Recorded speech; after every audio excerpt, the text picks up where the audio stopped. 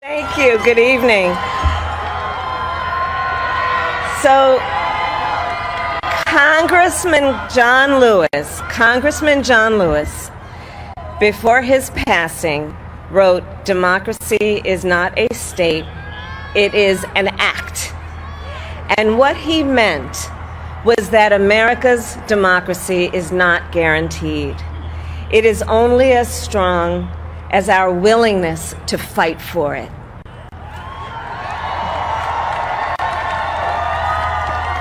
To guard it and never take it for granted. And protecting our democracy takes struggle, it takes sacrifice, but there is joy in it, and there is progress, because we, the people, have the power to build a better future.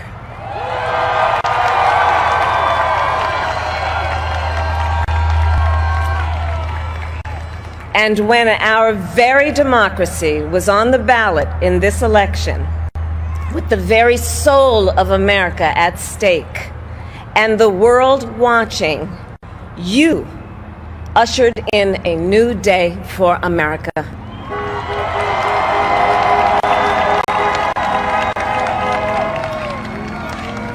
To our campaign staff and volunteers, this extraordinary team, thank you for bringing more people than ever before into the democratic process.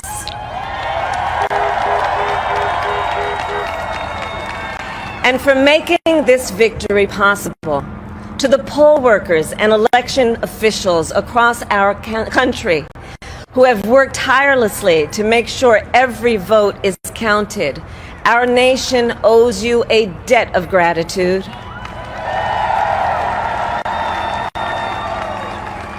You have protected the integrity of our democracy.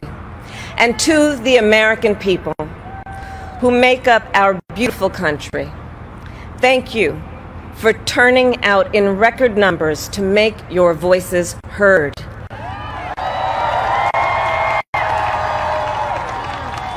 And I know times have been challenging, especially the last several months. The grief, sorrow, and pain, the worries and the struggles.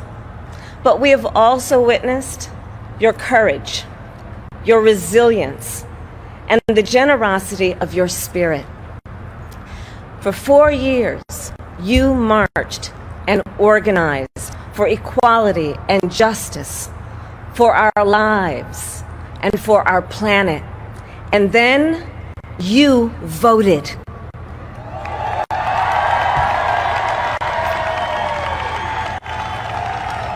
And you delivered a clear message. You chose hope and unity, decency, science, and yes, truth.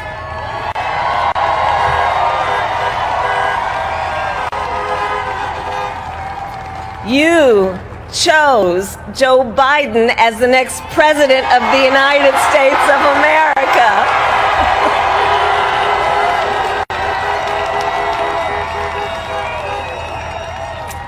And Joe is a healer, a uniter, a tested and steady hand, a person whose own experience of loss gives him a sense of purpose that will help us as a nation reclaim our own sense of purpose.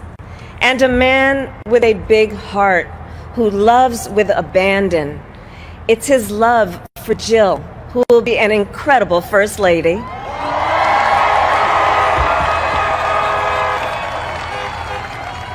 It's his love for Hunter and Ashley and his grandchildren and the entire Biden family.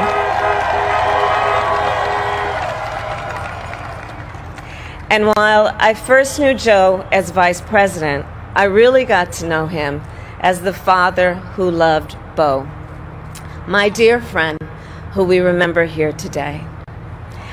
And to my husband, Doug,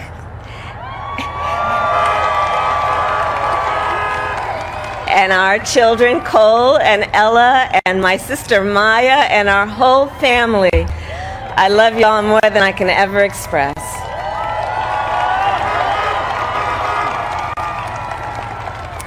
We are so grateful to Joe and Jill for welcoming our family into theirs on this incredible journey.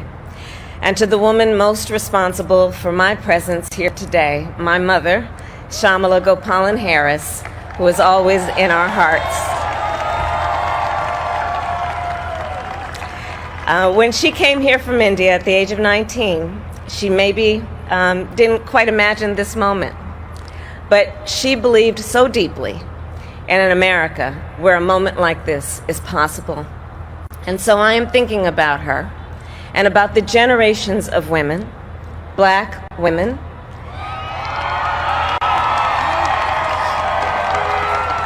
Asian, white, Latina, Native American women, who throughout our nation's history have paved the way for this moment tonight.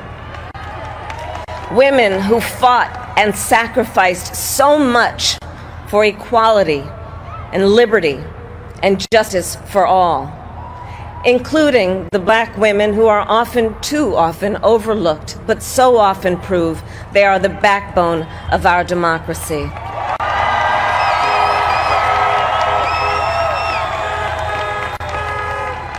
All the women who have worked to secure and protect the right to vote for over a century, 100 years ago with the 19th Amendment, 55 years ago with the Voting Rights Act, and now in 2020 with a new generation of women in our country who cast their ballots and continued the fight for their fundamental right to vote and be heard.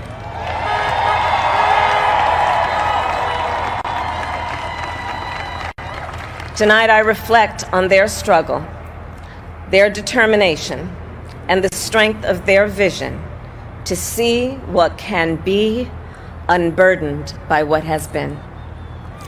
And I stand on their shoulders. And what a testament it is to Joe's character that he had the audacity to break one of the most substantial barriers that exists in our country and select a woman as his vice president.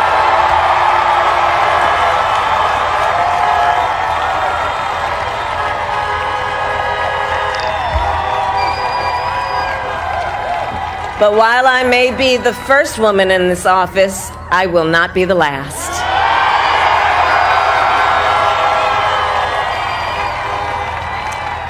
Because every little girl watching tonight sees that this is a country of possibilities. And to the children of our country, regardless of your gender, our country has sent you a clear message. Dream with ambition, lead with conviction, and see yourselves in a way that others may not, simply because they've never seen it before. But know that we will applaud you every step of the way.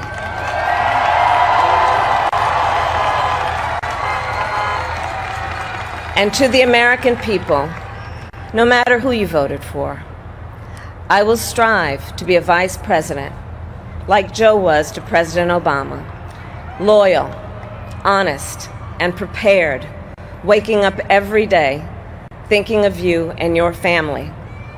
Because now is when the real work begins, the hard work, the necessary work, the good work, the essential work to save lives and beat this epidemic, to rebuild our economy so it works for working people, to root out systemic racism in our justice system and society, to combat the climate crisis, to unite our country and heal the soul of our nation.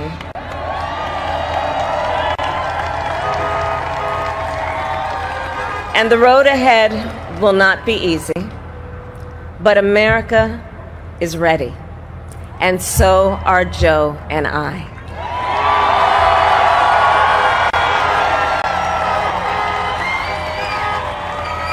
We have elected a president who represents the best in us, a leader the world will respect and our children will look up to, a commander-in-chief who will respect our troops and keep our country safe, and a president for all Americans.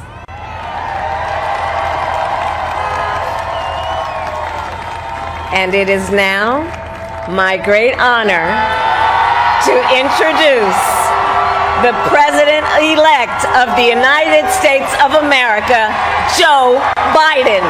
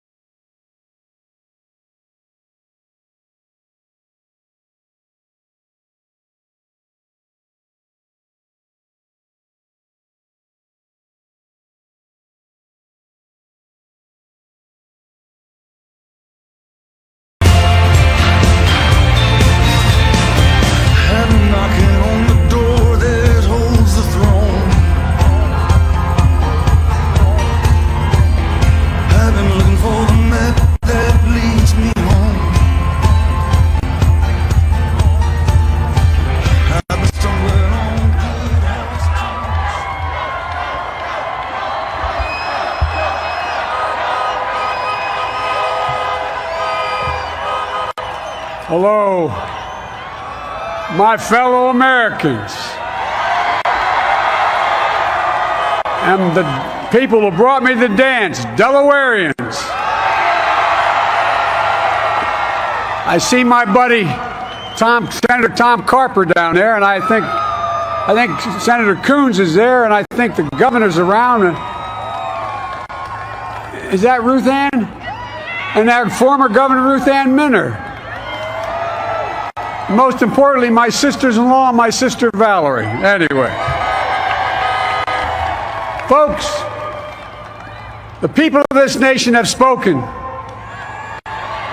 They've delivered us a clear victory, a convincing victory, a victory for we the people. We've won with the most votes ever cast on a presidential ticket in the history of the nation. 74 million.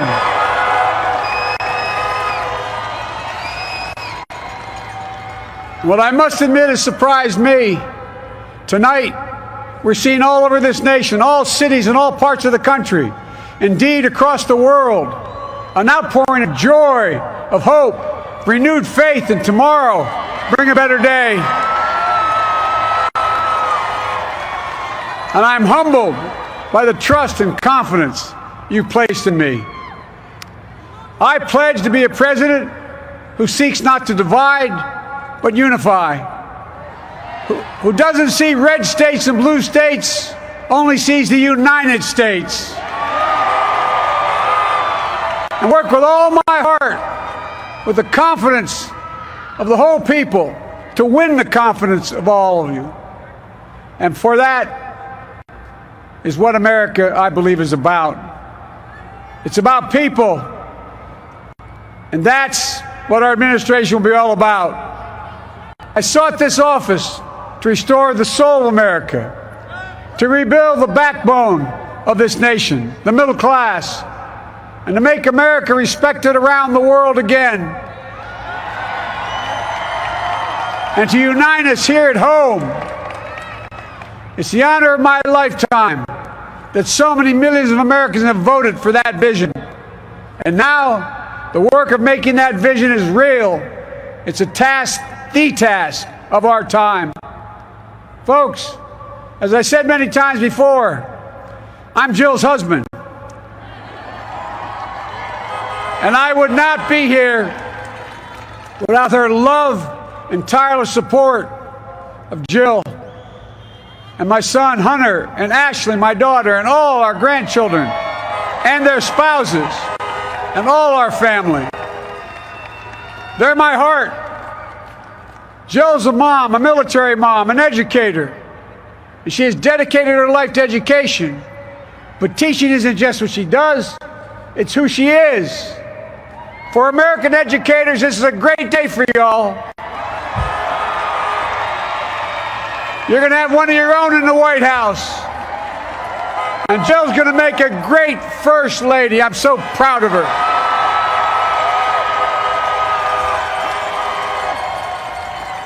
And I'll have the honor of serving with the fantastic Vice President you just heard from, Kamala Harris,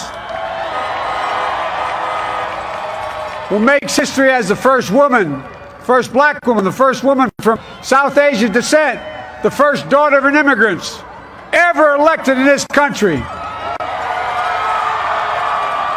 Don't tell me it's not possible in the United States. It's long overdue. And we're reminded tonight of those who fought so hard for so many years to make this happen. But once again, America's bent the arc of the moral universe more toward justice. Kamala, Doug, like it or not, your family, you become an honorary Biden, there's no way out. All those of you who volunteered and worked the polls in the middle of this pandemic, local elected officials, you deserve a special thanks from the entire nation. And to my campaign team and all the volunteers and all who gave so much of themselves to make this moment possible, I owe you. I owe you. I owe you everything. And to all those who supported us, I'm proud of the campaign we built and ran. I'm proud of the coalition we put together, the broadest and most diverse coalition in history. Democrats, Republicans, Independents, progressives, moderates, conservatives, young, old, urban, suburban, rural, gay, straight, transgender, white, Latino, Asian, Native American. I mean it, especially those moments, and especially for those moments when this campaign was at its lowest ebb. The African-American community stood up again for me. You've always had my back, and I'll have yours. I said at the outset, I wanted to represent this campaign, to represent and look like America. We've done that. Now that's what I want the administration to look like and act like. For all those of you who voted for President Trump, I understand the disappointment tonight. I've lost a couple times myself. But now, let's give each other a chance. It's time to put away the harsh rhetoric, lower the temperature, see each other again, listen to each other again. And to make progress, we have to stop treating our opponents as our enemies. They are not our enemies. They are Americans. They're Americans. The Bible tells us to everything there's a season, a time to build, a time to reap and a time to sow, and a time to heal. This is the time to heal in America.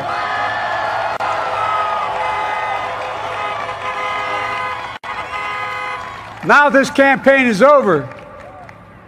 What is the will of the people? What is our mandate? I believe it's this.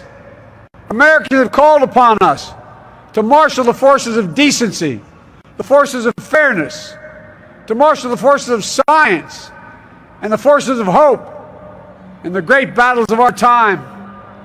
The battle to control the virus, the battle to build prosperity, the battle to secure your family's health care, the battle to achieve racial justice and root out systemic racism in this country,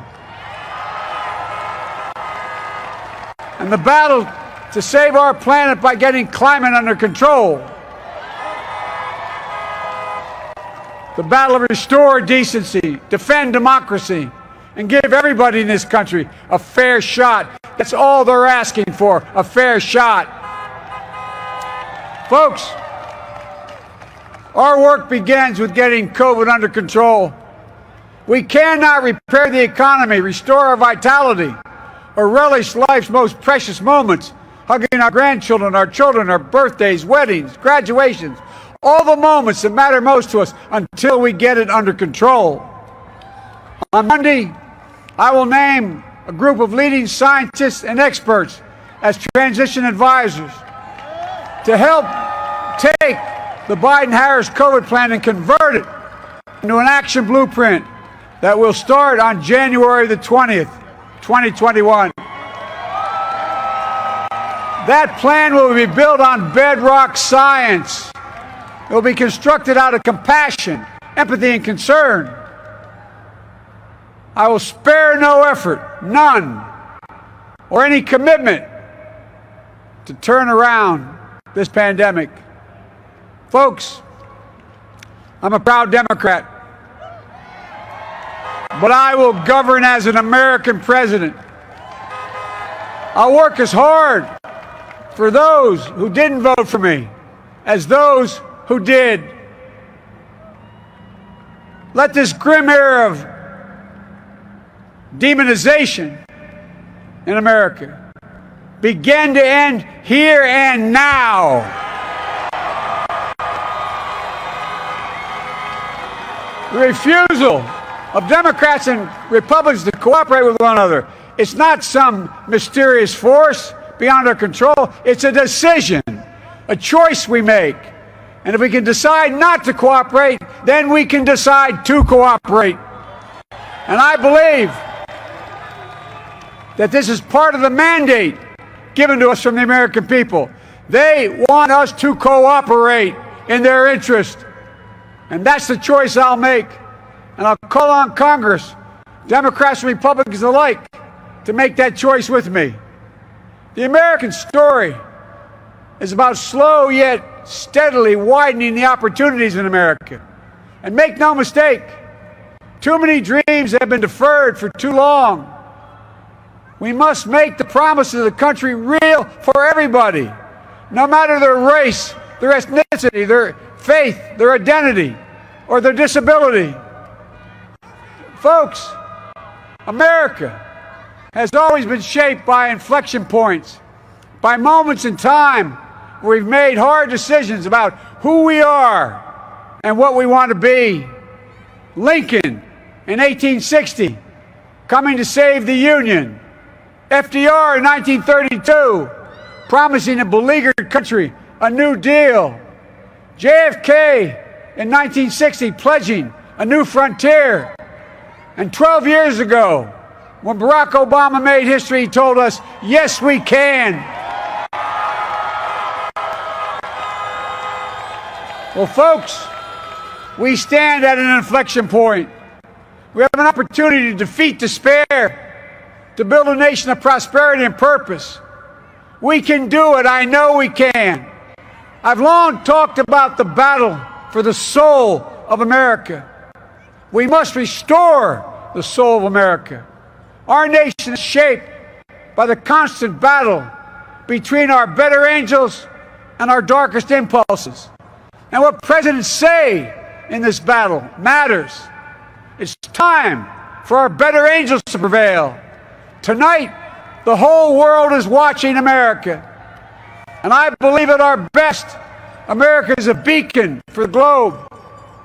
We will lead not only by the example of our power, but by the power of our example.